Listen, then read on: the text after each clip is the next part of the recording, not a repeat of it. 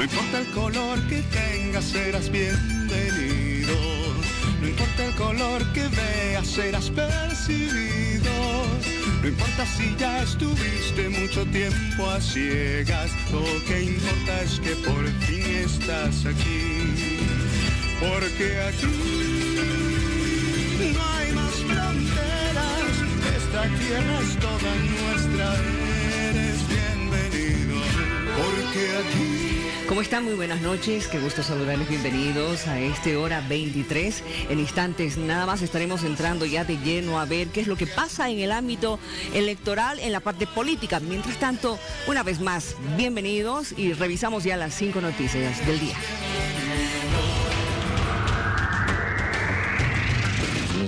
Anular consorcios, jueces, magistrados, porque lo que ocurre generalmente en la práctica judicial es que lo detienen a una persona con todos los elementos necesarios de pruebas suficientes para sustentar un juicio, nunca presentar, esperan un año y medio y al final, en muchos de los casos, nos vamos a sorprender seguramente en el informe, les han dado medidas sustitutivas al feminicida, está feliz en las calles. No nos preocupa esa anuncios. Lo que nos preocupa es, en este momento, realizar todas las acciones necesarias para sofocar los incendios que están en la Chiquitanía. Algún día el pueblo boliviano, fundamentalmente las futuras generaciones, nos van a juzgar quiénes han sido los responsables de esta catástrofe. Tenemos 3 personas fallecidas, 2 aquí en Oruro y 1 en La Paz, una persona que vino de Provincia. Tienen todo el derecho de formar una asociación. Nosotros estamos en un país democrático y libre. Lo que también tienen derecho cualquier otro profesional es a exigir mejores condiciones. Por lo tanto, pues ahí van a tener el hecho de que las condiciones como están. Después de conocer que el Parque Nacional Madidi correría riesgo tras evidenciarse focos de calor en este sector, la presidenta de la Asamblea Departamental de La Paz aseguró que se pedirá un informe inmediato al alcalde de Apolo. Se le va a llamar lo que es al alcalde para que también puedan levantar un informe sobre este aspecto. Según a eso, nosotros como Asamblea Departamental podamos presentar ya para que se tome acciones a nivel departamento de La Paz. El tiempo, con los recursos que no se han utilizado en la serenata, vamos a equipar la UGR con una camioneta y también pues con todo el material que necesiten para resguardar el único pulmón que tenemos los cochabambinos. Y por supuesto no podemos estar fuera de actualidad con relación a lo que está pasando a la Expo Cruz, la información de la feria.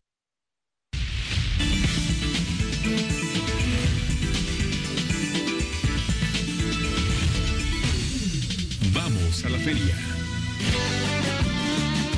Hola Bolivia, bienvenidos a nuestro sector Vamos a la Feria. Esta noche conocemos más de las actividades que se están desarrollando rumbo al Expo Cruz 2019. Les cuento que ya fueron presentados los más pesados de la Feria Exposición en el campo ferial. Hacemos referencia a aquellos ejemplares pertenecientes a las razas Brahma, Nelore y Nelore Mocho.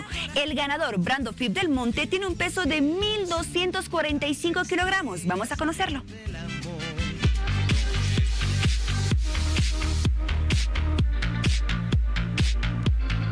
Continúan las actividades en el sector pecuario de Expo Cruz. Se presentaron los ejemplares más pesados de la raza Brahman, Nelore y Nelore Mocho. Aquí los tenemos. El animal más pesado de Expo Cruz 2019 es Brando Fib del Monte, Hacienda Nelorí, expositor Luis Fernando Saavedra Bruno y criador Mario Daniel Álvarez, con 32 meses de edad, con un total de peso de 1.245 kilogramos. Segundo animal más pesado pertenece a la raza Nelore Mocho de Cabaña el Trébol, con 34 meses de edad, con un peso de 1.240 kilogramos. Y el tercer animal más pesado es de la raza Brahman, de nombre Mr. Abdel de la Francisca, Cabaña La Francisca, 33 meses de edad, con 1.130 kilogramos. Pero ¿cómo es el cuidado diario dentro y fuera de la feria de estos campeones? Tratadores nos comentan. La alimentación, digamos, él recibe diariamente 3 tratos, digamos, al día. Él come silo de maíz, con balanceado, digamos, de maíz también, diariamente. Él recibe 3 tratos y baño diariamente, un baño por día. ¿Y su forma diaria de vivir cuál es? ¿En el campo, en una cabaña? Él vive en una pesebrera. Él vive solamente ahí en la pesebrera. Ellos se sacan 3 veces a la semana a caminar, digamos. Solo a caminar 1 hora, 2 horas y de vuelta se baña y adentro. ¿Cuanto al secreto del cuidado del pelaje? Del pelaje ellos se bañan, digamos, hay un champú especial para ellos y el raqueteo para ellos, digamos, para mantenerlo así. Digamos. ¿Raqueteo? Hay una raqueta especial que va a pasar por ellos, para sacar todo ese pelo muerto que tienen y para mantenerlo así. A partir de este miércoles se iniciará el concurso de producción de leche de la raza Gir y Gir Holando. Qué bellos los ejemplares, ¿cierto? Un premio bien merecido. Pero cambiemos un poquito de tema porque esta noche también hablamos de la Rueda de Negocios, que se llevará a cabo del 25 al 27 de septiembre en el marco de la Expo Cruz 2019. 800 empresas están inscritas. Se espera superar las cifras de la pasada gestión. La Rueda de Negocios de Caínco ya tiene fecha y son varias las empresas nacionales y extranjeras que ya confirmaron su participación para poder encontrar proveedores y detectar nuevas oportunidades de negocio. Bueno, nos encontramos ya muy próximo a la realización de esta versión número 29 de lo que es la Rueda de Negocios Internacional Bolivia, que se realiza en el marco de la Feria Expo Cruz. Estamos con todos los últimos detalles, terminando de recibir las inscripciones de las empresas que están interesadas en participar. Ya se ha abierto el directorio de participantes hoy día para que puedan empezar a hacer sus solicitudes de reunión y bueno, estamos con todos los preparativos. ¿Cuántas empresas hasta el momento ya inscritas, interesadas en participar? Bueno, hasta el momento tenemos más de 800 empresas que están inscritas, vienen de 20 países, tenemos empresas aparte de bolivianas que vienen de los 9 departamentos, también tenemos empresas que vienen de Argentina, de Chile, de Uruguay, de Paraguay. Para este año la Rueda de Negocios se realizará en 3 ambientes de este edificio y se quiere superar las intenciones del negocio del año pasado de $200 millones. Bueno, esto es un espacio ideal para que participen tanto empresas pequeñas, medianas y grandes, y al ser un evento multisectorial también puede participar cualquier rubro. Los principales rubros, el tema de alimentos y bebidas, construcción, productos para la decoración, todo lo que son servicios logísticos, envases y embalajes, moda, textil y confecciones, todo lo que son servicios de marketing, desarrollos de software, todo lo que son servicios en general. Empieza el día 25 de septiembre de 8 de la mañana a 10 el registro de participantes y la primera reunión arranca a las 10 de la mañana. Los organizadores indicaron que hay un tiempo para las empresas que quieran inscribirse. Y eso es todo por hoy. Sin embargo, nos encontramos mañana con más noticias. Recuerde que el viernes inicia la Expo Cruz 2019.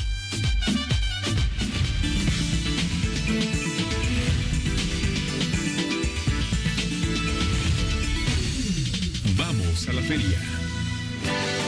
Quédese con nosotros porque más adelante estaremos conversando con el candidato a la presidencia por el Movimiento Tercer Sistema, Félix Pazzi. Ya volvemos.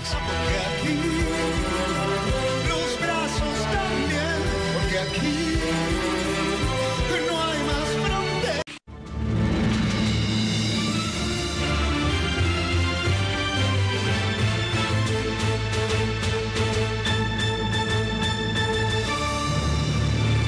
Bueno, ya en nuestra primera entrevista dentro de Bolivia Decide 2019 tenemos que hablar de la igualdad de género, el término paridad, el término alternancia, que todavía muchas personas no están logrando asimilar como tiene que ser. Recibo a la señora Mónica Novillo, directora ejecutiva de la Coordinadora de la Mujer. Bienvenida. Muchas gracias. Sí, efectivamente hay una confusión, inclusive alguna confusión en los propios delegados de los partidos políticos. Exacto. Al momento de inscribir, ellos tenían que respetar justamente paridad y alternancia, como dice la ley. Sí, efectivamente, el 15 de julio todas las fuerzas políticas presentaron sus listas ante el Tribunal Electoral como estaba planteado en la convocatoria. En ese momento, efectivamente, cumplieron con la paridad. Sin embargo, una vez que el Tribunal Supremo Electoral empieza a hacer la revisión de las listas, el tema del cumplimiento de la paridad empieza a hacer aguas. ¿Por qué? Porque se registraron una enorme cantidad de candidaturas inhabilitadas porque no habían presentado los documentos de las candidatas, mayoritariamente mujeres, para habilitarlas al proceso electoral. Entonces, del número original, que fueron 2.668 candidaturas que se presentaron en julio, ahora estamos contando con solamente 1.923, que significa que se ha reducido la cantidad de candidaturas que están habilitadas para este proceso electoral. Lo que nos llama la atención es que una vez que el Tribunal Supremo Electoral saca públicamente las listas de habilitados, los partidos deben sustituir a las candidaturas que han sido inhabilitadas por otras.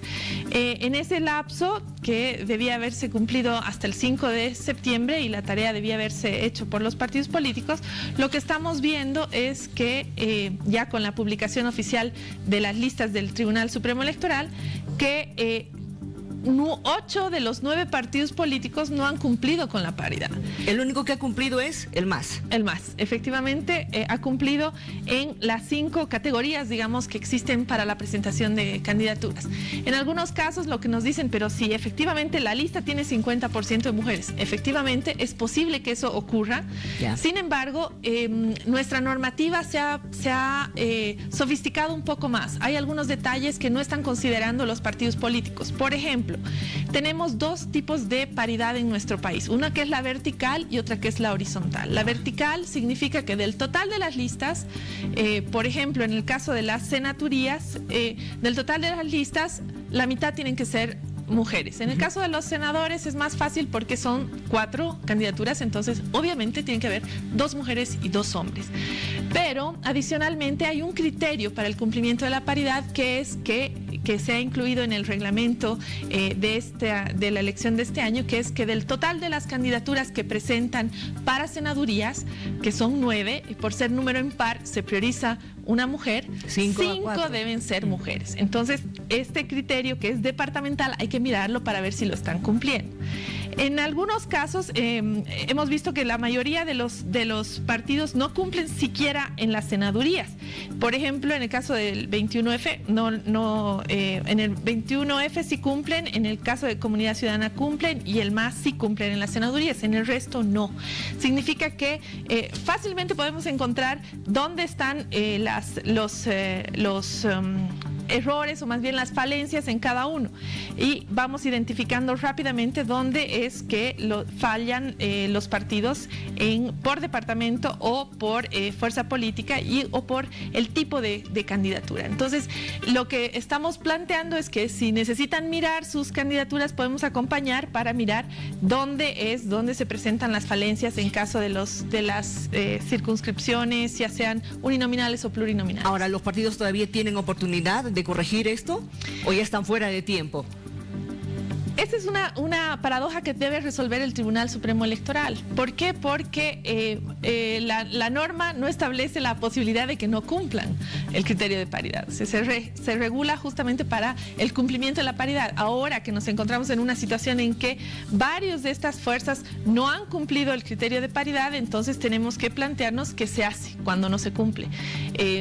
Lo primero, hemos enviado una nota formal al Tribunal Supremo Electoral alertando de lo que hemos identificado para que tome conocimiento, pero para que tomen medidas también. La primera será seguramente convocar a los partidos políticos y notificar de que existen algunas falencias en términos de cumplimiento de la paridad. La norma dice que las listas deberían ser rechazadas si no cumplen con el criterio de paridad.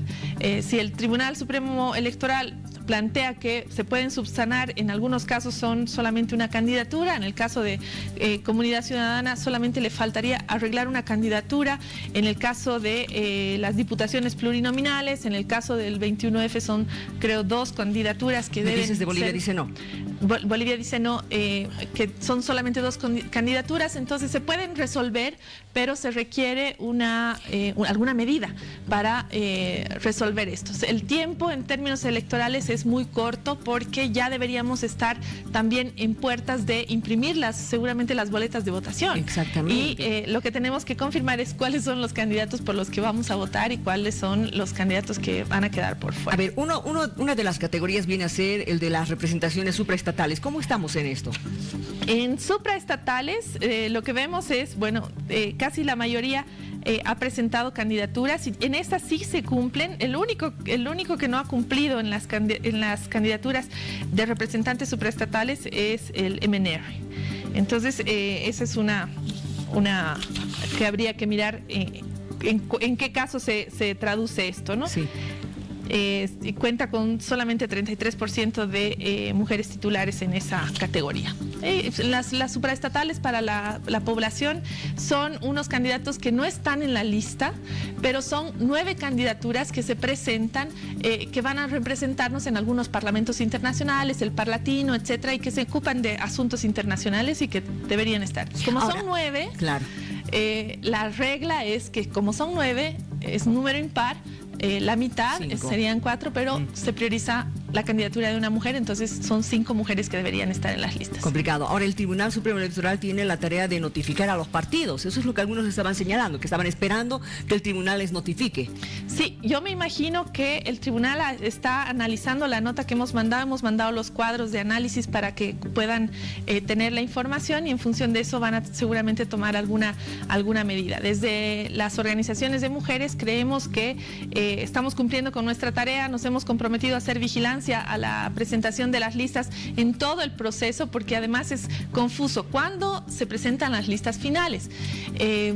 Es el 5 de septiembre el plazo que tenían para hacer las sustituciones que permite la norma. Ya no se van a poder sustituir más las candidaturas. Ahora, ¿qué pasa con esto que también está en la norma, las listas rechazadas, si es que no cumplen con esto? ¿Eso qué significaría? ¿Que los 8 estarían fuera?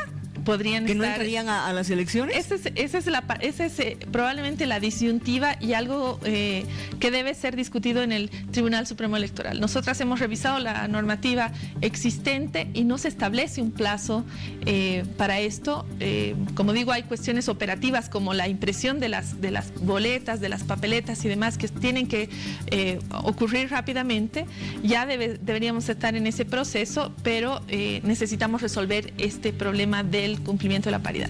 2 datos que son fundamentales, que uno es que el criterio de paridad y alternancia es fundamental para aprobar las listas de candidaturas, y 2, que el Tribunal Supremo Electoral, en el marco del artículo 23 y 24, tienen como obligación verificar en todas las fases del proceso el estricto cumplimiento del principio de equivalencia y la aplicación de los principios de paridad y alternancia.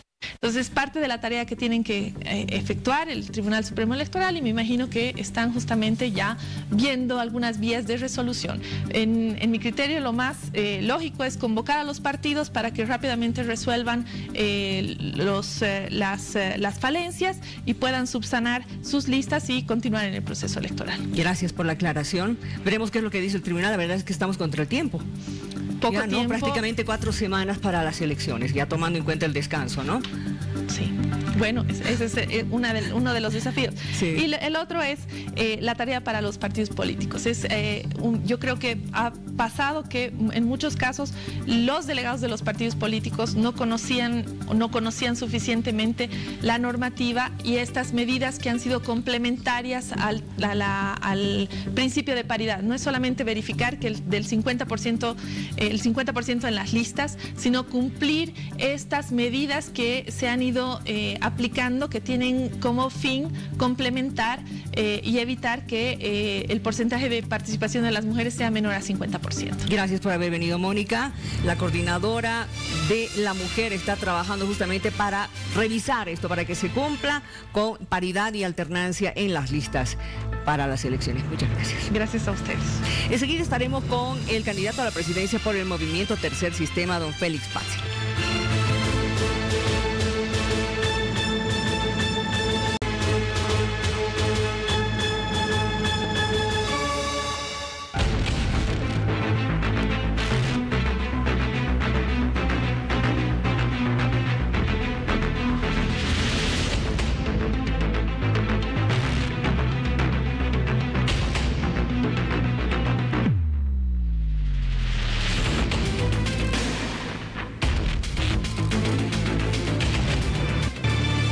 Esta noche vamos a conocer un poco más al candidato a la presidencia por el movimiento Tercer Sistema, Félix Pazzi. Félix Pazzi nació el 21 de febrero de 1967 en la comunidad de Santiago de Yayagua, en la provincia Aroma del departamento de La Paz. De origen aymara, comerciante, realizó el servicio militar obligatorio. Se dedicó también a fabricar adobes con el objetivo de poder sostener económicamente sus estudios en la universidad. Fue vendedor de revistas, sociólogo de profesión. Cuenta con una maestría en Desarrollo Agrario en la misma universidad. CIDE-SUMSA, en convenio con la Universidad Nacional Autónoma de México. Se desempeñó como docente universitario de pregrado en las carreras de Ciencias de la Educación y Sociología, posgrado en la Universidad Mayor de San Andrés, en la Universidad Nacional Siglo XX y en la Universidad Andina Simón Bolívar, en las áreas de maestría en Sociología, maestría en Ciencias Políticas, maestría en Ciencias Sociales. Militó en el movimiento al socialismo. Fue ministro de Educación durante el 2006 al 2007. Actual gobernador de la ciudad de La Paz. Candidato a la presidencia de Bolivia por el movimiento Tercer Sistema. Señor Pazzi, bienvenido. ¿Cómo está? Muy buenas noches. Miriam, muchas gracias por la invitación y muchas gracias a todos los televidentes. Como decir, muchas gracias por todo este espacio. Mucha gente se pregunta, a pesar de que ya lo ha explicado, pero cuénteles una vez más, ¿por qué siempre utiliza ese saco?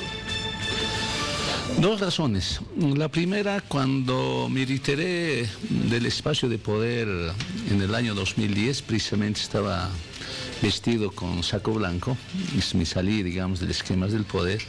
Entonces, cuando retorné ya con mi candidatura propia para la gobernación, pensé y creo que era lo más pertinente volver con el mismo saco. ¿Para quebrar la mala racha? Claro, en ese momento había pensado de esa manera, en esa coyuntura de campaña electoral, cuando tenía que presentarme oficialmente como candidato, ¿no? Después, la segunda razón que después se sumó, ya es sugerencia también de muchos militantes, de muchos simpatizantes, amigos y amigas, ¿no? En su propia interpretación de ellos. Ya el saco significaba más de conciencia limpia, digamos, más, ¿cómo se dice? Algo nuevo, más puro. Entonces ya ese aditamento ya hicieron, pero ya los allegados, como se diría. Entonces son esas dos razones y ahora como que me presento y ya me he acostumbrado también a tener saco blanco y camisa anaranjada. A ver, cuando usted era niño y tenía que hacer sus tareas, leer a la luz de una velita, ¿alguna vez se ha imaginado llegar a esta instancia, ser candidato a la presidencia? Como niño no creo, hasta los 9 años, porque evidentemente la situación muy precaria en el área rural, ni siquiera es vela, sino que es mechero a querosén. Eso yo he estudiado hasta entrar a la universidad todavía. Cuando llegué aquí a la ciudad, 18 años después de ir al cuartel, aquí al regimiento motorizado 23 de Infantería, aquí acantonado en Viacha, cuando volví, me alojé en un barrio, Villapacajes exactamente, de la ciudad del Alto, y en ese momento, estoy hablando de año 1985, si no me equivoco, 86, todavía esas zonas no tenían servicios básicos, y los servicios básicos son 3 cosas: alcantarillado, agua y luz. Por lo tanto, en esa zona tampoco había luz. Pero como había estado acostumbrado a estudiar a mechero a querosén, estudié también la Universidad Mechero a querosén. Solamente instalaron luz cuando ya estaba egresando de sociología. Prácticamente toda mi vida, toda mi vida estudié con mechero a querosén. Y para mí no es extraño esa situación, la verdad. ¿Y cuándo comenzó a pensar en la política, en llegar a ser candidato? Cuando ya tenía 14 años, si no es 13, 14 años, claro, me involucré a un grupo de estudio marxista llevado por un director de colegio. ¿En mi colegio? ¿En su población? En la provincia Aroma, donde yo estudiaba bachiller. Entonces, no es mi lugar de nacimiento, sino es otra comunidad, otro cantón.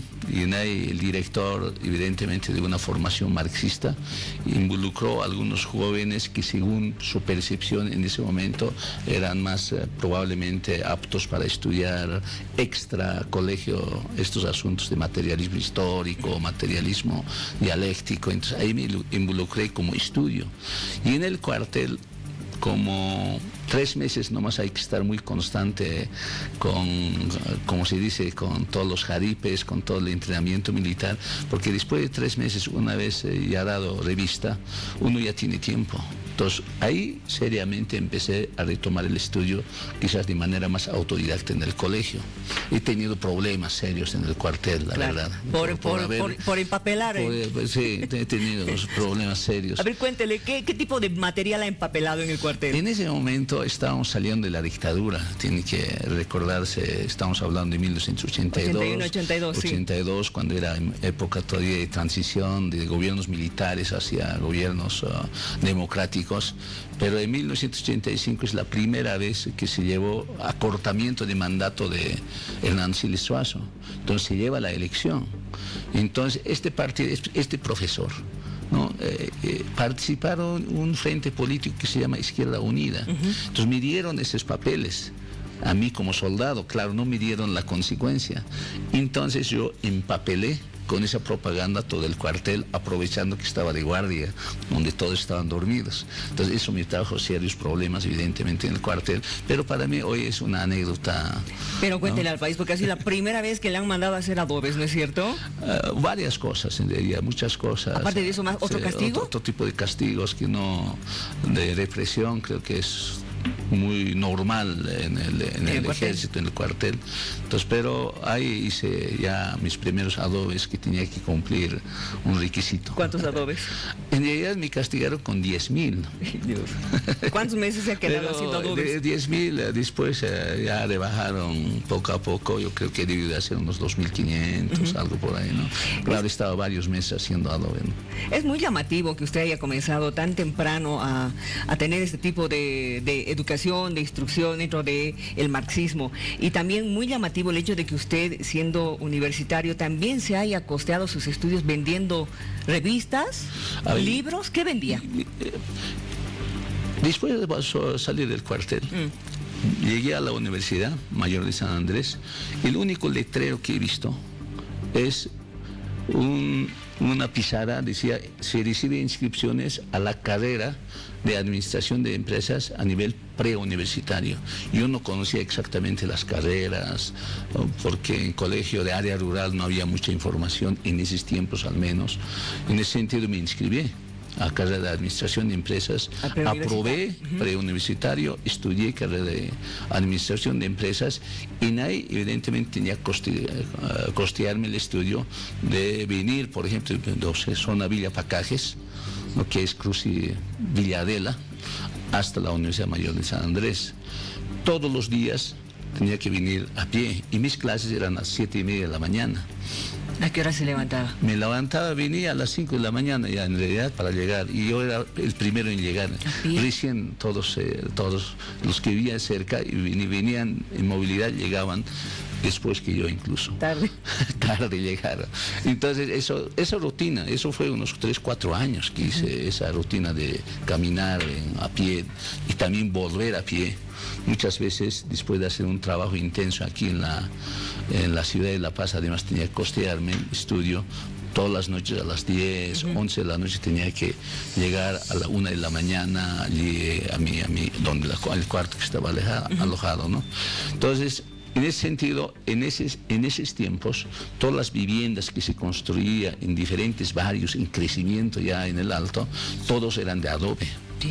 Entonces, hacer un contrato de 1.000 adobes significaba por lo menos un ingreso bastante interesante para un joven estudiante.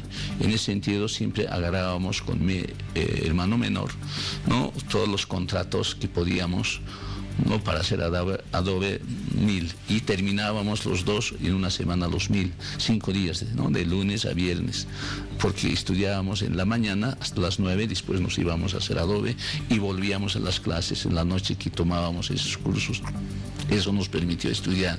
Pero después de eso descubrí particularmente mi persona ya el negocio en las revistas.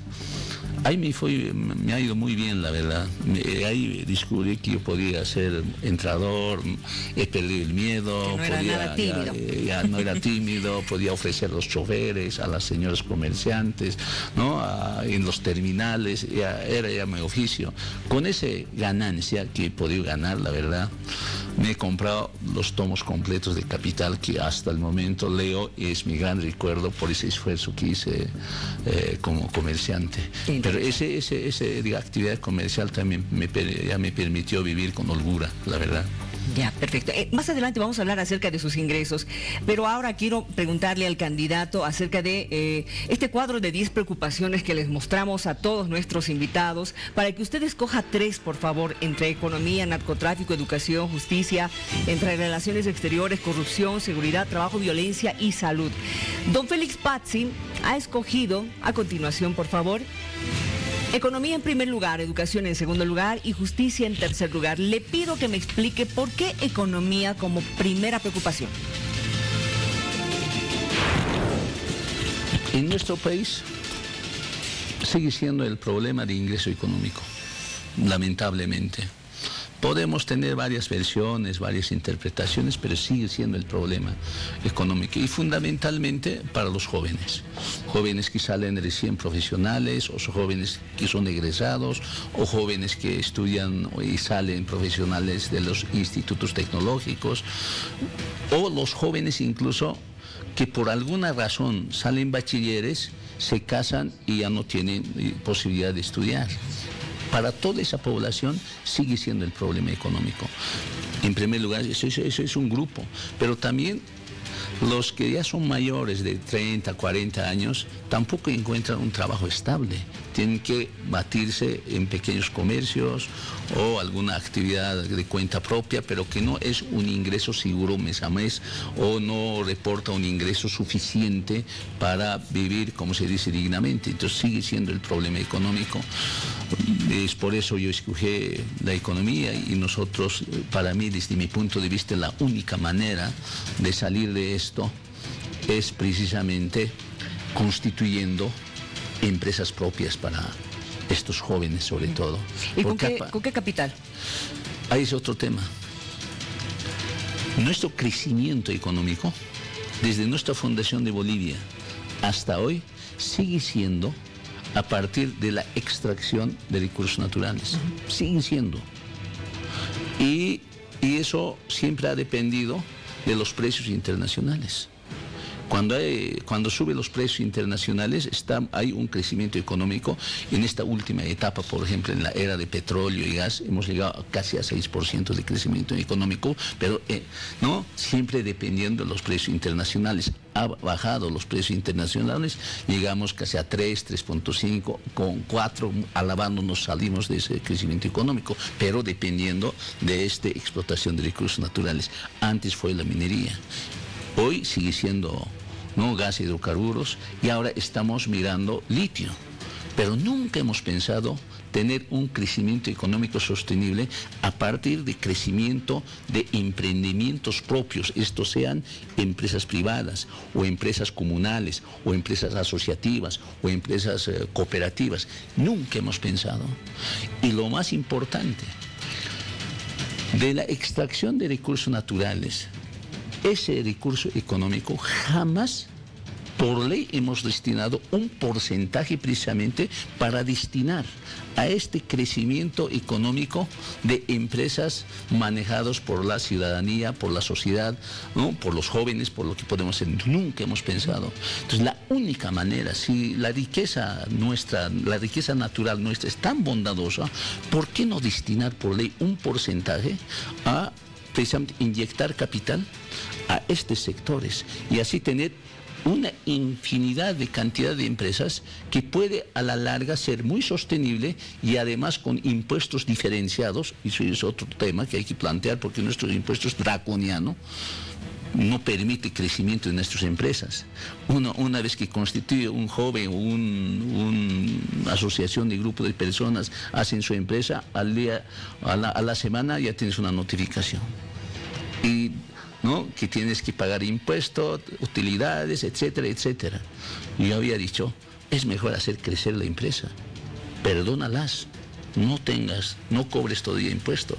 A medida que va creciendo, tranquilamente se puede trabajar un impuesto diferenciado hasta que se consolide para que tenga un cobro de impuesto normal.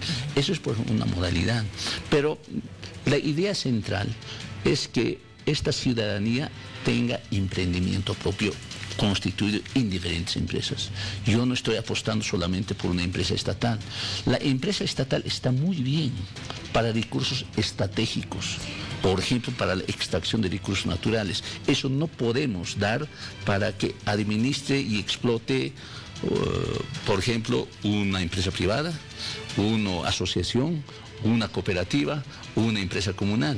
Eso quiere decir que el Estado tendría tuición sobre las empresas estratégicas. Estratégicas, pero no en empresas, por ejemplo, como alimentos, como manufactura, como papel, como eso tranquilamente la ciudadanía puede manejar con mayor eficiencia. ¿Por qué? Porque ese tipo de empresas no generan utilidades gigantes como para redistribuir a la población. Esas empresas apenas subsisten para pagar salarios y generar algún excedente para tener una cierta acumulación ampliada de su propia empresa, pero no es para redistribuir. Esa es la justificación racional de que la gente tenga ese tipo de empresas. Más bien ahí sería pertinente que el Estado, a partir de esta extracción de recursos económicos o recursos naturales que de este excedente, destine más bien a estas empresas. Ahora, evidentemente, en la extracción de recursos hay cadenas productivas. Hasta algunas cadenas productivas incluso puede manejar un privado, sea esto una asociación, una cooperativa o una empresa comunal, incluso en ciertas cadenas puede manejarla. Depende, digamos, del cálculo de excedente económico que genera una empresa. ¿Cuál es su planteamiento con relación al cuidado de nuestros recursos estratégicos? Y me voy específicamente al tema del agua. En realidad nosotros nos falta manejar agua, y tenemos agua, tanto subterránea, tenemos agua de lluvia, pero nunca aprovechamos, nunca hacemos una política seria de cosecha de agua. ¿No? Tampoco se le cuida. No, el problema es que digamos, solamente consumimos, pero no lo cuidamos. Pero es posible tener suficiente cantidad de agua en Bolivia, porque si construyéramos presas y presas o atajados o reservorios, etcétera, tendríamos suficiente agua, ¿no? Se echa a perder el agua. Incluso, yo he visto una tecnología bien interesante en Suiza que recientemente he visitado, igual, exactamente un poquito más que el lago Titicaca, menos en términos de superficie. Les ha costado limpiar una cosa de 10 o 15 años, limpio pero, y ahora consumen esa agua. Pero ese agua que se desecha, lo reciclado muy limpio, igualmente retorna al mismo lago. Pero hay un reciclaje increíblemente interesante, esa tecnología, que eso es posible. Por ejemplo, eso es una política de cuidado del agua y optimización del agua. Y esa tecnología tampoco es cara. Hay todas las ciudades pequeñas que viven alrededor del lago, todos tienen su planta de tratamiento de reciclaje de agua. Entra el agua, sale de ahí mismo el agua. Por ejemplo, es una política de cuidado eficiente y optimización del agua. Eso se puede hacer como una de esas. Tenemos varios lagos, ríos, etc. Tenemos, pero también tenemos subterráneas.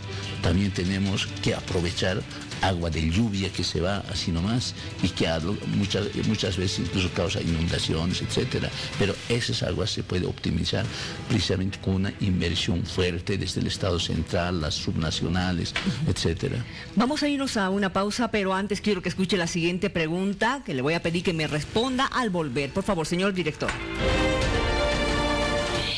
Señor Félix Pazzi, nosotros pagamos impuestos, damos factura. Nosotros quisiéramos saber que nos diga qué medidas va a tomar usted en cuanto al contrabando de la ropa usada.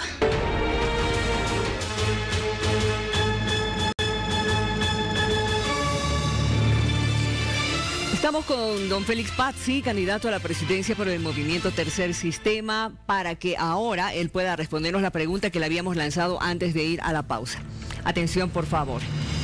¿Qué va a hacer, le dicen, con el contrabando de la ropa usada? Hay que ver dos políticas, de corto plazo y largo plazo. Y hay que apostar más a largo plazo que corto plazo. El corto plazo hay que elevar arancel. Hacer desaparecer es bien complicado. generamos movilización y cierta inestabilidad política, porque precisamente esta gente se dedica también porque no tiene empleo. Esa es la razón y causa principal. Y ahora en ese emprendimiento económico, evidentemente también hay que ser bien realista. A algunos les ha ido muy bien que ir a trabajar a un empleo con salario mínimo. También lo es cierto. Entonces hay distintos niveles de personas y con distintos ingresos que tienen sobre esta actividad de contrabando. Pero elevando el arancel, podemos ser competitivos con nuestra empresa nacional, con medida a corto plazo. A largo plazo, es lo que decía, hay que generar emprendimientos diversos y los jóvenes que van creciendo van a tener su propia empresa, estas sean privadas, asociativas, comunales, cooperativas, pero una diversidad donde el profesional va a poder tener su propia empresa y en ese caso ya no se van a dedicar a eso y cada vez va a ser, ¿no?, a largo plazo poco la población que se dedique al contrabando. Y si tienes arancel elevado y que no genera competencia, ya no va a ser motivación importante para seguir dedicándose a esa actividad. Y así van a ir supuestamente cada vez, ¿no?, reduciéndose esa población. Es la única manera, porque decir de cero es bien complicado en este momento. A ver, lo han denunciado de haber utilizado gastos de la gobernación para viajes no oficiales. ¿Qué responde a esto? Ninguna. ¿Ninguna? Ninguna. ¿Qué problema tiene con la Asamblea Legislativa Departamental? La Asamblea, desde que he sido candidato para la presidencia, ya tiene sus propios prejuicios y también ha entrado una campaña política, porque ustedes consideran que es del movimiento al socialismo. Entonces, en campaña todo vale. Pero decir que he usado recursos económicos, totalmente falso. Yo, si viajo al interior, es precisamente con recurso, nada que ver con la gobernación. Ahora, le han puesto algunas trabas, ¿no es cierto? Usted no puede aprobar determinados proyectos, convenios, algunas modificaciones a impuestos, proyectos de ley. Han sacado una resolución de la Asamblea Departamental, precisamente para no aprobar ninguna modificación presupuestaria, ningún convenio intergubernativo, ningún documento que entre para trámite ante la Asamblea y su aprobación, ninguna. Pero sí, digamos, ¿no?, mandan informes escritos, me convocan a informe oral, incluso violando su norma, convocando a sesiones de interpelación. Eso sí está a la orden del día, todos los días. Al día entra unos 20. Eso ya no es, digamos, fiscalización propiamente dicha. Ya es un asunto político que lo han tomado de esa característica para tomar, digamos, como se dice, desencabezar mi gestión. En realidad, con la interpelación lo único que quieren lograr es, ¿no?, decir es insuficiente, por lo tanto se despide esta persona, y totalmente desencabezar y totalmente desbaratar la gobernación. Ese es el objetivo. Pero como también violan sus normas, ¿no?, ellos mismos no pueden lograr. Y ahora tienen serios problemas también con su propia población, porque al fin y al cabo son asambleístas que representan a sus provincias. Esas provincias ya están movilizándose precisamente porque ellos necesitan, para viabilizar sus proyectos, sus convenios intergubernativos, y atenderlos, ¿no?, digamos, su suficiente recurso para pagar empresas. Entonces están en serios problemas. A partir de eso, recién también han revocado también su resolución. O sea que están entrando a como se dice, a una chacota la Asamblea. Vamos a escuchar otra pregunta de la ciudadanía, por favor, atención.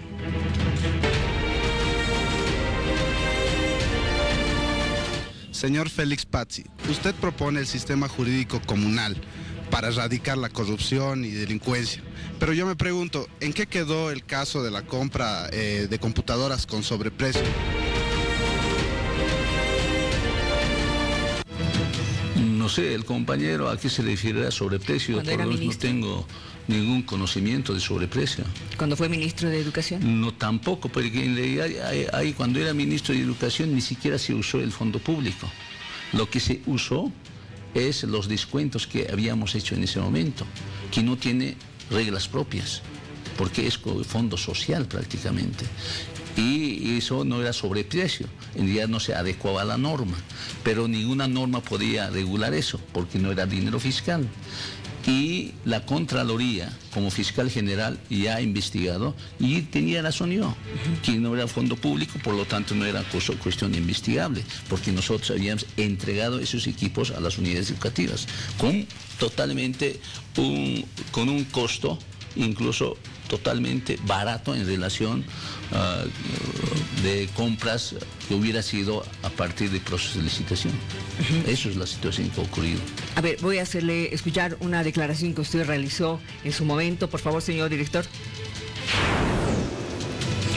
¿Puedo o no salir presidente? No es la meta, sino socializar mi propuesta. Sí. Su propuesta es el tercer sistema. Así es. ¿Cuál es su motivo? ¿Cuál es la motivación que lo ha llevado a lanzar esta propuesta? En este momento no veo a ningún candidato realmente apostar por una transformación real de un país. Lo veo siempre en los esquemas de reproducción de la sociedad, no cambio de sociedad. Lo que nosotros hemos planteado como tercer sistema precisamente es cambio de sociedad, en sistema, en la estructura. Por eso hemos planteado la creación de empresa comunal, la empresa propia de los jóvenes, para que no dependa de un patrón privado ni patrón Estado. ¿Y qué modelo económico sería ese? Y eso es un modelo comunal. ¿Tendría ese nombre? Ese nombre tendría.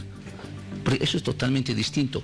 Por eso las empresas asociativas encajan a este denominativo comunal, porque no son dependientes de un patrón, ni privado ni Estado, son manejados por ellos mismos. Ellos son propietarios, ¿no?, de los medios de producción. Estos sean medios de producción para bienes de producción o bienes de servicio, pero lo son, ¿no? Y al mismo tiempo son trabajadores directos en esa empresa, por eso no son dependientes.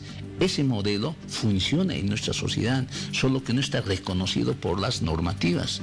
O las cooperativas, por ejemplo, tienen interesante funcionamiento, pero las asociaciones como cooperativas son entidades marginales en nuestro esquema de economía. Y le voy a decir un ejemplo. Las asociaciones, por ejemplo, en nuestro Código de Comercio son considerados entidades económicas sin fines de lucro. ¿Cómo va a ser un fin sin fin de lucro? Por eso no pueden ni siquiera adjudicarse una obra. La asociación de constructores puede ser más eficiente que una empresa privada que se adjudica las construcciones. Ahora, incluso, en esto, por ejemplo, ¿en qué queda el hecho de tener inversiones privadas extranjeras, por ejemplo? No, las empresas extranjeras pueden tenerlo, pero en este esquema, digamos, de emprendimientos de empresas, puede tenerla, porque eso puede ser parte de esa empresa. Es posible hacerlo. ¿Su planteamiento abre las puertas del país a tener relaciones con todo el mundo, solo con determinados países que tengan alguna línea? Bueno, yo en esa línea había establecido una relación totalmente pragmática. Eso significa con cualquiera de relaciones.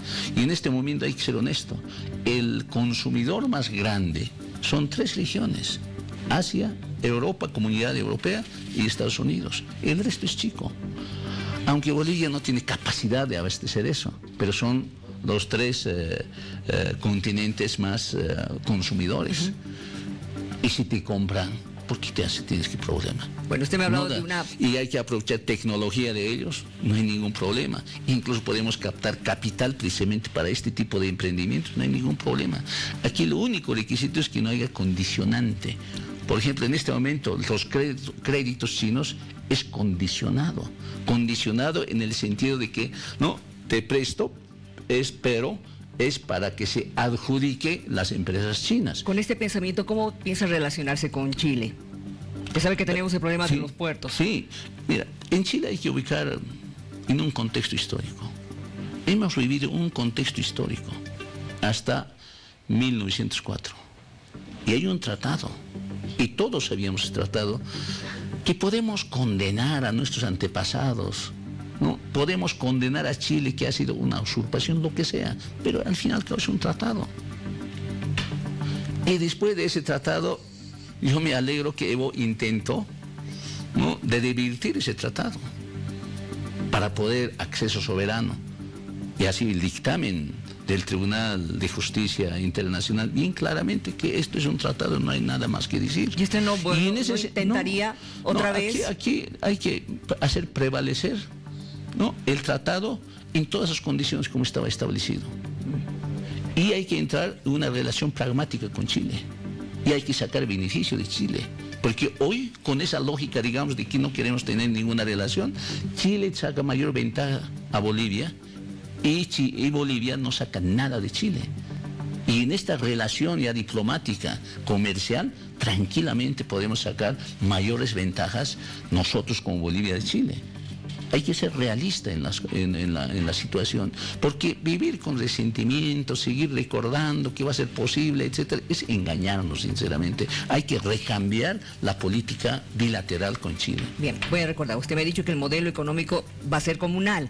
¿Cómo va a ser su política cambiaria? ¿Va a mantener como está actualmente la moneda? Hay una cosa bien clara que hay que decir, ¿no? El tipo de cambio no puede ser regulado por libre mercado. Una política. Eso significa que el tipo de cambio debe ser regulado por el Estado. Ahora, eso significa evaluación constante. Depende, digamos, del comportamiento económico.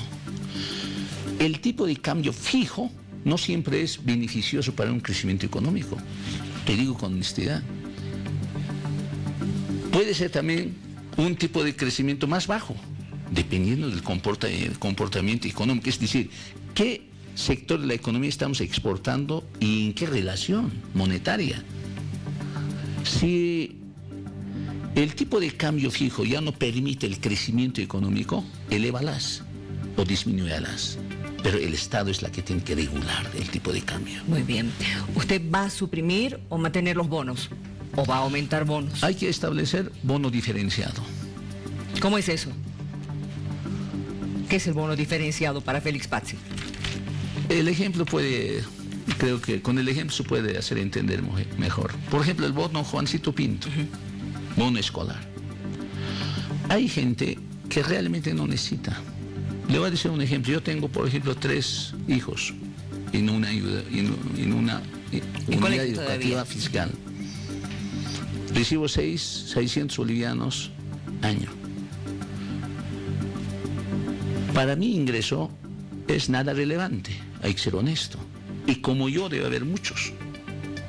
Esos 600 bolivianos puede significar a otra familia que realmente necesita. A esa familia, en vez de dar 200, dale 1.200 o 2.000, 3.000. Pero ahí van a revisar cuánto gana el papá, la mamá. Eso es muy fácil en una unidad educativa, es bien fácil. En un año ya sabes exactamente el nivel familiar. El profesor exactamente sabe el nivel económico de la familia. Exactamente sabe. Y eso es muy fácil. No necesitas ni siquiera un estudio. Es tiene que estar ahí el alumno. Ahí se siente carencias, necesidades. Totalmente sabemos eso. ¿Y este bono diferenciado solamente va a ser no para solamente, para todo? Para todo tiene que ser. Por ejemplo, voy a decir Juan Azurduy. Hay familias que tranquilamente pueden acceder, ¿no?, a mejores servicios de atención prenatal. Pero hay familias que realmente son precarias. A esos dale, pero no a las que tranquilamente pueden ser atendidas mejor. Lo otro debe ser solamente para simbólico. Eso es bono diferenciado. Ahora, ¿por qué la política de bono es coherente? Porque precisamente al inyectar economía a la sociedad, generas una demanda agregada. Hay una mayor circulación y también ayuda a mayor crecimiento de ingreso porque generas mayor capacidad de compra en la gente. Por eso es nomás pertinente los bonos, pero bonos en esa característica de bono diferenciado.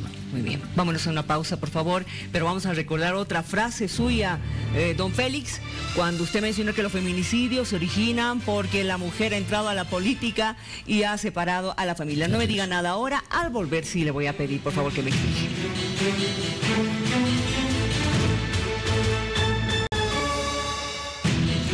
A ver, al irnos a la pausa habíamos lanzado este interrogante para que él nos explique sobre lo que dijo de los feminicidios que se originan porque la mujer ha entrado a la política y ha separado a la familia.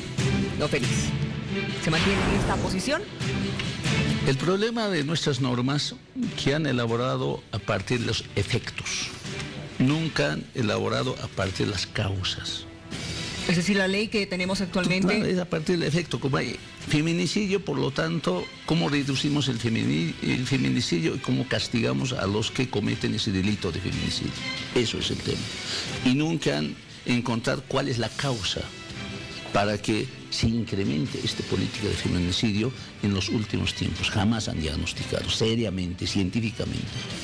Y eso hay que hacerlo. Y precisamente, ¿no?, vivimos en un tránsito, una transición de una sociedad culturalmente construido en función falocéntrica a una sociedad donde la mujer avanzó de manera muy positiva en la incursión laboral, en la incursión académica y en la incursión política. Eso evidentemente genera pues una familia, una reorganización. La familia genera una reorganización. Y esta reorganización de la familia nunca fue acompañada ni con políticas educativas, ni con normativas. Ese es el tema de fondo. Le voy a decir un ejemplo. La visión, digamos, de todas las normas en defensa de la mujer, ¿no?, han sido elaborados además en función de la filosofía liberal. Es decir, a partir de individuo, en este caso individuo-mujer, egoísta. Eso es la filosofía liberal. Y ha hecho entrar en competencia en la familia con el varón. Y hay algunos extremos a partir de esa ley, han creado que en hacer ver que el hombre es enemigo de la mujer. O al revés, la mujer es enemigo del varón. Hasta hay familias, Miriam, con bajo esa filosofía, se han dividido hijos dentro de la familia. Tú mantienes a este hijo y tú mantienes a este hijo con esa teoría de equidad de género. Es una tergiversación, en mi criterio, muy perversa para la familia. Y yo lo puedo contar estudios así de casos increíbles que hemos hecho en la universidad sobre esta situación. Entonces es real de que el varón hoy se siente amenazado por la mujer porque ha avanzado en determinadas áreas.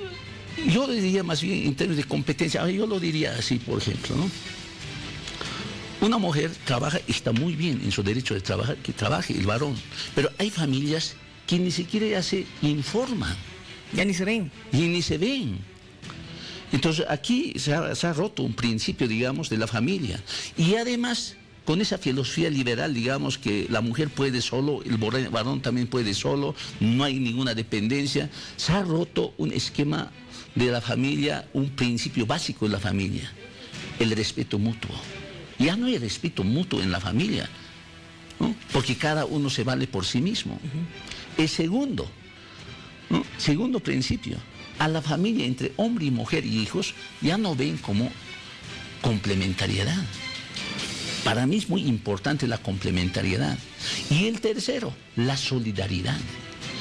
Porque cuando un hombre trabaja, si la mujer es bien solidaria y lo colabora, coadyuva, ¿no?, va a ser estable la familia.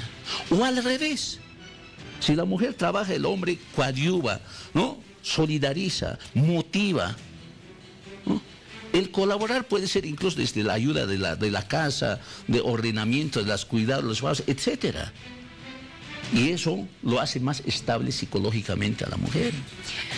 Entonces, cuando hay esta relación, cuando se ha roto respeto mutuo, complementariedad, solidaridad, se ha roto, evidentemente es lógico que hay una violencia intrafamiliar en la casa, como primer punto de partida. ¿Eso sería y entonces? Si eso ya no se controla, esa violencia intrafamiliar se vuelve incontrolable, deriva en un feminicidio. Entonces estaríamos hablando de modificar la justicia en nuestro país. ¿Cómo lo haría usted? Primero hay que cambiar normas. Ya. Hay que ver las normas a partir del principio de la familia, concibiendo que la familia aún sigue siendo, ¿no?, el sostén principal de la convivencia pacífica de la sociedad, en primer lugar. Ahora, evidentemente, no todas las familias son nucleares, es que hay que admitirla, eso es la realidad. Hay familias monoparentales, o hay otro tipo de familias que hay que respetarlas, pero al fin y al cabo siguen siendo familias, otro tipo, y en eso igual tiene que primar solidaridad. No será entre hombre y mujer, marido y mujer, pero hay relación entre hijos y entre familia incluso ampliada. No podemos romper ese esquema. Y en ese sentido, por ejemplo, ¿no? hoy día, por ejemplo, como una autoridad principal electa, por decir, si por acuerdo mutuo han llegado a una conclusión que han visto un ingreso suficiente para la familia, no son ambiciosos, y dice, no, está bien, tú trabajas y yo te colaboro, y yo te coadyuvo en un trabajo. Pero eso no está permitido en nuestras normas, eso es considerado nepotismo.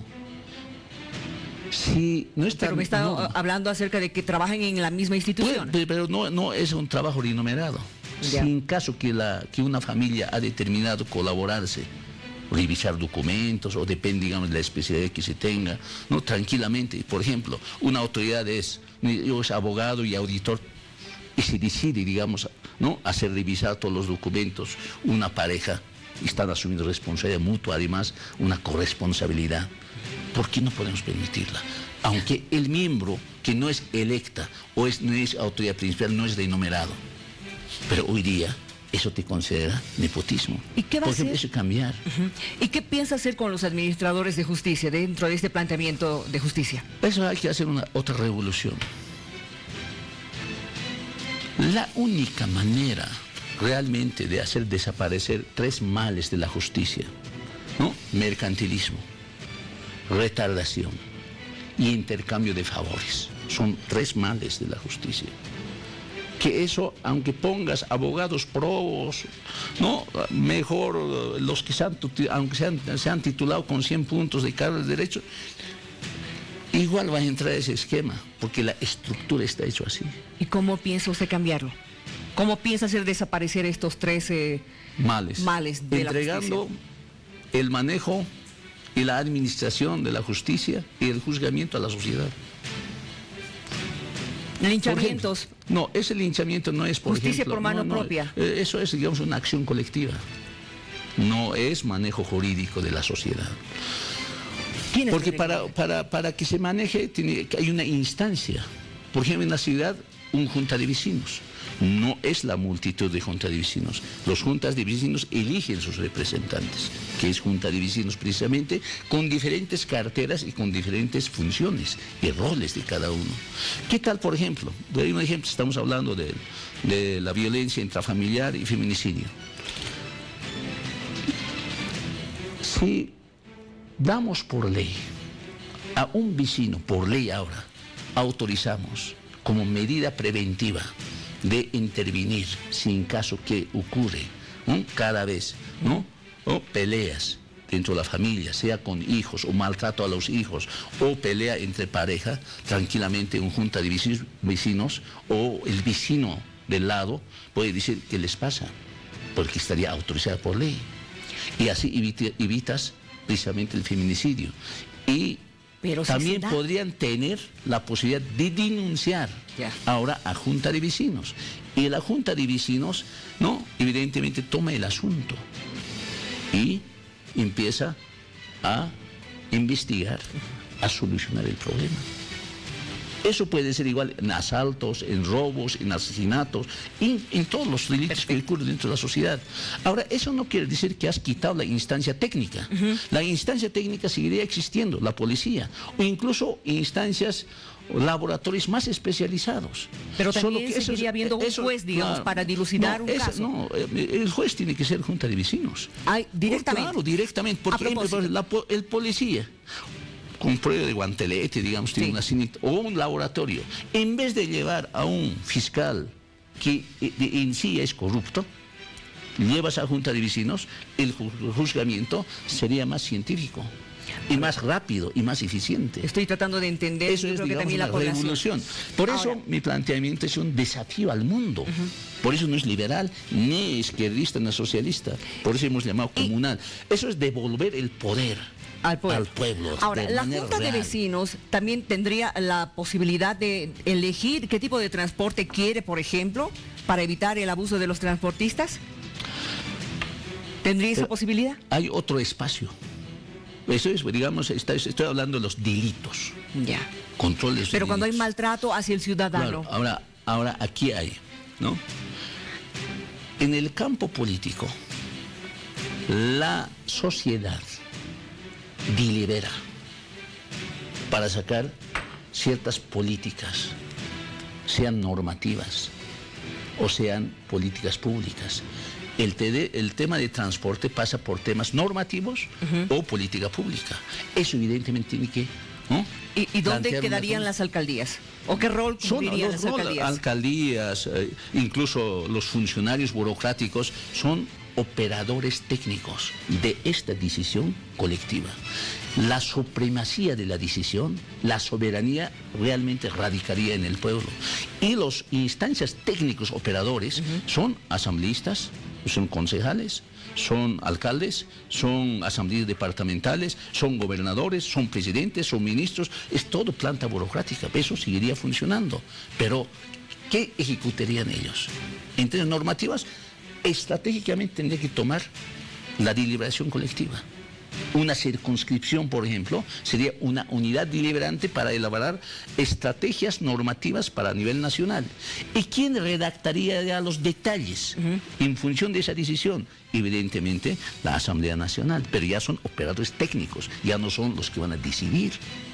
La decisión está en el pueblo. ¿Y cómo se elegirían a estas personas dentro de la Junta Vecinal? En caso de representantes, estoy hablando de los asambleístas nacionales, asambleas de concejales, ¿no? Tienen que elegir en esta deliberación colectiva de manera directa. Y ellos ya tienen sus propios procedimientos, eso no hay que inventar, lo tienen ellos. Un congreso sabe cómo elegirse a su dirigente, por ejemplo, es lo mismo. En vez de elegir un ejecutivo, ahora nombraré a un diputado. Una provincia, un congreso tranquilamente puede elegir a un asambleísta. Un distrito tranquilamente puede elegir a su concejal. Y alguna vez hemos dicho, el principio de turno de rotación funciona mejor. Suponiendo, por ejemplo, la ciudad del Alto, son 14 o 15 distritos. Distrito 1 puedes asumir una gestión de municipio, distrito 2, otro, así sucesivamente. Ese haría este elemento cultural. Desaparecerían los partidos, desaparecería corrupción, desaparecería esa ambición personal de estar en el poder. Ahora, toda esa instancia de municipios que tienen que mover, ¿no?, impuestos, tienen que mover ejecuciones, etc., eso continuaría. Hay que implementar seriamente lo que yo llamo, hay sostenedores del Estado, que no son la élite decisoria, sino son sostenedores de digamos, de una institución estatal. Esos son los funcionarios. Esos debían ser elegidos por examen, por competencia, de méritos. Y bajo esta lógica, ¿qué piensa usted de los referendos? ¿Los mantendría? El problema del referéndum, exceptos casos, se haría. Porque el referéndum se haría, pero el referéndum no es deliberante. Al fin y al cabo, la decisión para un referéndum sigue tomando una élite, no el pueblo. Porque la élite es lo que dice, a ver, consultaremos, pero la pregunta, ¿quién hace? La élite. Y al pueblo lo usa como una acción legitimadora nada más. Pero el pueblo sigue siendo enajenado en la decisión. La preocupación central de mí es cómo devolver realmente el poder al pueblo, la soberanía al pueblo, la libertad al pueblo. Mientras el pueblo delibere, el pueblo, mira, tres cosas. Mientras el pueblo tenga en sus manos el excedente económico, por eso las empresas comunales, mientras tenga la decisión, ¿no?, de elaborar normas, políticas públicas, o controla la justicia, recién va a ser libre, soberano y autodeterminativo. Pero la corrupción... Desaparece desde el principio de los tiempos. Pero desaparece con este control colectivo automáticamente. El fiscal es corrupto porque está en sus manos individuales la decisión. Mientras las decisiones sean colectivas, ya no hay dónde corromperse. El político es por estructura, ¿no?, está tentado a la corrupción. Pero si el político va a ser ya controlado por la colectividad, además elegido por la colectividad, en primer lugar ya no es político. Entonces va desapareciendo la corrupción paulatinamente. Y cuando ya se hace cultura, va desapareciendo. En la corrupción económica, por ejemplo, hoy día solamente puedes adjudicar, puedes hacer obras, proyectos, bien desde el Estado de manera directa o licitas a una empresa privada. No hay otro intermedio. ¿Qué tal ahora cambiamos ley SAPCO? Y lo dices ahora, las asociaciones pueden adjudicarse. Ya no es un privado. Ahí es muy difícil, digamos, que entra una relación, ¿no?, de dádiva entre el Estado y la empresa. Una asociación de constructores, por ejemplo, se adjudica una construcción de una unidad educativa, una asociación de constructores. Una asociación de metal mecánica, que se adjudican, digamos, una empresa, no, escritorios, ahora la asociación se adjudica. Cambia la historia. Habría que cambiar incluso la mentalidad y la ética de las personas. Sobre eso habría que, evidentemente, acompañar ya con la educación. Por eso cuando yo dije, no, hay que formar a los jóvenes para que sean empresarios. Eso significa cambiar la educación desde 13 años, desde secundaria. Yo cuando era ministro había planteado la educación especializada. Ahora he perfeccionado mejor, digo educación dual. Desde 13, 14 años, ¿no?, el joven puber, ¿no?, que empieza a trabajar 3 días. Y para eso necesita una ley, que las empresas reciban, sean pequeñas, medianas, grandes, o talleres que reciban. Que trabajen ahí desde 13, 14 años y aprendan trabajando. 3 días y otros 3 días sobre lo que han trabajado ahora empíricamente, pueden academizar, elaborar conceptos, teoría de eso. Un día me han dicho, por ejemplo, yo que soy auditor, desde 13 años que veamos trabajar a la alcaldía, a las gobernaciones, a los ministerios, desde 13 años van a aprender ahí y en el colegio van a perfeccionar. Y ahora quieren ser ya altamente especializados, van a tener la oportunidad de perfeccionar en la universidad, en los institutos tecnológicos. De esa manera, teniendo ese tipo de educación dual, el joven de 18, 17 años, cuando esté saliendo bachiller, va a tener título de profesional. Y tienes quizás una empresa. No, claro, y va a estar apto para hacer una empresa, sea productiva, sea de servicio, artístico, depende de la especialidad que haya tomado. Claro, posiblemente hasta poder tener un capital como usted, claro, siendo jovencito. A propósito, ¿a cuánto asciende actualmente su patrimonio? En la Contraloría tengo registrado, no me acuerdo exactamente el monto, pero es aproximadamente... Estamos viendo 5 millones, casi 6 millones, ¿no? Sí, 5.964.500 bolivianos. ¿Se ha estancado como gobernador? Como gobernador me he estancado. El presidente tiene como patrimonio 2.522.000 y algo más de bolivianos. Ahora, tengo entendido que parte de este patrimonio es por la venta de sus libros. ¿Cuántos libros tiene en total? 4 fuentes de ingreso. El más grueso, evidentemente, es mis libros. Se revenden y seguirán revendiéndose incluso cuando me muera. Entonces, en ese sentido, me he inscrito alrededor de eso. Y además, tengo 12 títulos inscritos, aparte, digamos, de revistas. 12 títulos propios. Coautorías debe ser más, pero eso no controlo. Los que son de mi autoría propia, publicado por mí, puedo controlar. Y mis textos están en 10ª edición, en 4ª edición, 6ª edición. Ahora que ya no me dedico a eso, prácticamente está paralizado. ¿Ya no está escribiendo? Uno. Y segundo, no puedo reeditar por falta de tiempo, porque es una administración. Y yo vendo además en seminarios uno de los textos precisamente del sistema comunal, que tiene 204 páginas, y ya tiene su, digamos, en 11 idiomas traducido. Interesante. Entonces eso nomás ya me constituye de contabilizar más o menos 3 millones de bolivianos. Ahora, eso es un fuente. Todo esto me lleva a preguntarle lo siguiente: ¿quién está financiando su campaña? Mi campaña es el partido más pobre que debe ser. ¿Quién lo está financiando? El ciudadano, cada candidato, cada ciudadano aparece con su llaverito, con su fosforito, con su papelógrafo, con su impresión. Increíble es la política, así aparecen. Entonces eso es la que se pagan, ¿no? Y yo, para mis actividades propias, evidentemente me autofinancio. Y también, evidentemente, tenemos unos aportes voluntarios también económicamente, pero no es tan significativo eso, ¿no? ¿Tan significativo como cuánto, más o menos? Ahorita debemos tener así en efectivo, por estos aportes voluntarios, alrededor un poco más de 120.000 bolivianos. 120.000. Sí. ¿Va a Pero comenzar? el aporte en especie es lo más relevante. Ahora, ese aporte económicamente estoy guardando precisamente para pagar a algunos medios de comunicación, ¿no? Porque ahí se necesita ya en efectivo, ya no se necesita el aporte en especie. Lo otro, digamos, llaveritos, fósforos, ¿no? Telas, banderas, eso es aporte en especie.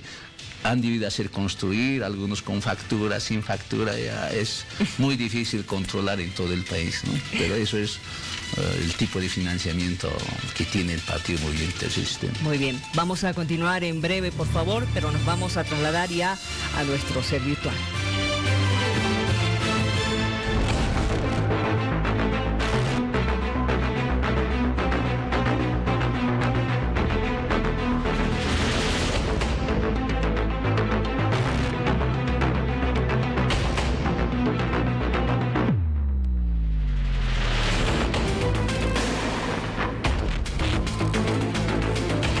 Estamos ya en nuestro ser virtual con el candidato a la presidencia por el movimiento Tercer Sistema, don Félix Pazzi, a quien le voy a pedir que me defina con una palabra las siguientes imágenes que le voy a mostrar. Preparado, por favor. Primera imagen, el presidente Evo Morales. Dictador plebiscitario. Segunda imagen, por favor, Carlos Mesa. Cumple el asesinato de octubre de 2003. Tercera imagen, Óscar Ortiz.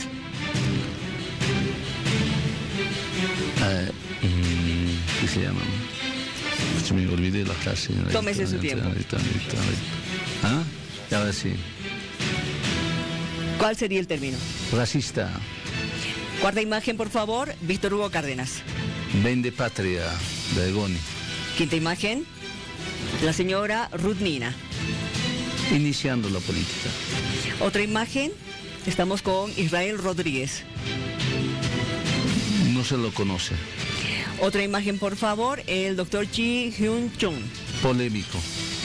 Siguiente imagen, por favor, Virginio Lema. Hablador.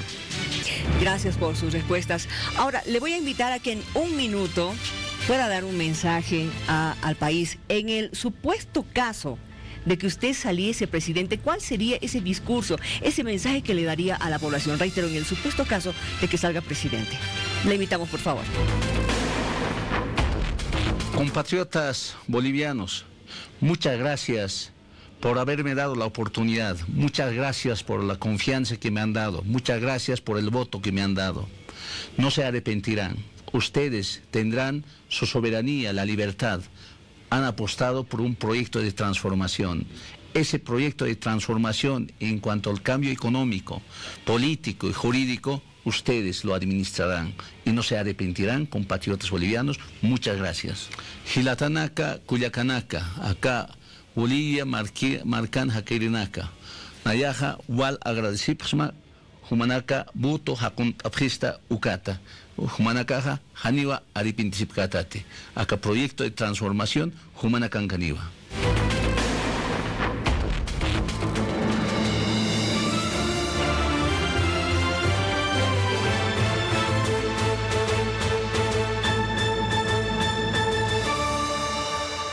Y nada más, que tenga un buen descanso. Nos reencontramos en próximas horas.